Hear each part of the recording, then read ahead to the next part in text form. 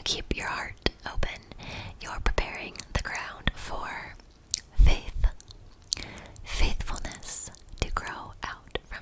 You're allowing the possibility of God into your life. If you're closed off, it's like soil from which nothing can grow from. But if you take a breath and say, I'm going to keep a little piece of my heart open, that's at least something that can be watered and that can grow. Whenever you say, there's a lot of stuff going on all around me, but I'm choosing to keep my mind and heart open. When you do that, you're making the soil ready, and with time and nurturing, your connection can deepen again.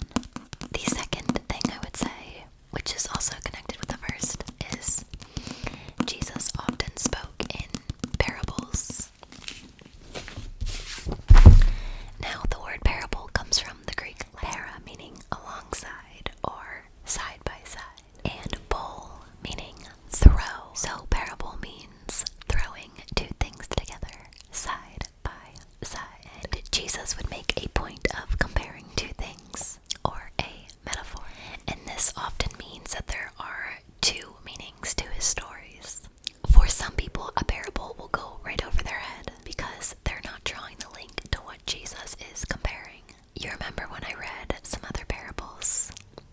Well, remember the one about the lost sheep? So what I would say is, if you're feeling disconnected from God, maybe give yourself some time to read the parables of Jesus.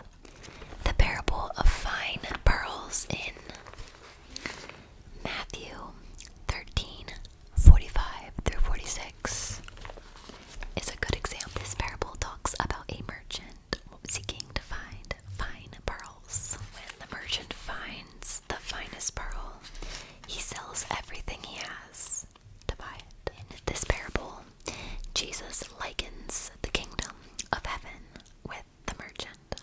And when you stop to think about it, is there an underlying message there? Are we not all like the merchant, not seeking fine pearls necessarily, but seeking something valuable in our life perhaps? And when we find the thing of value, the thing that we've been searching for, God, faith, would we not commit to it full-heartedly?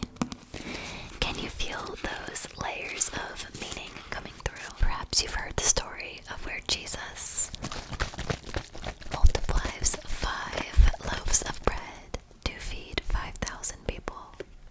To a modern audience, that can sometimes seem too miraculous to wrap your head around. But this is just a story about bread.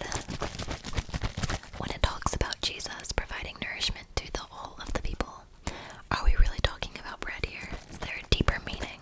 Spiritual nourishment, perhaps? Isn't everyone on this planet hungry for added meaning to our lives?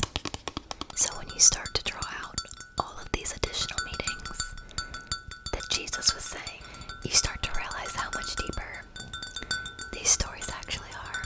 And if you feel these messages resonate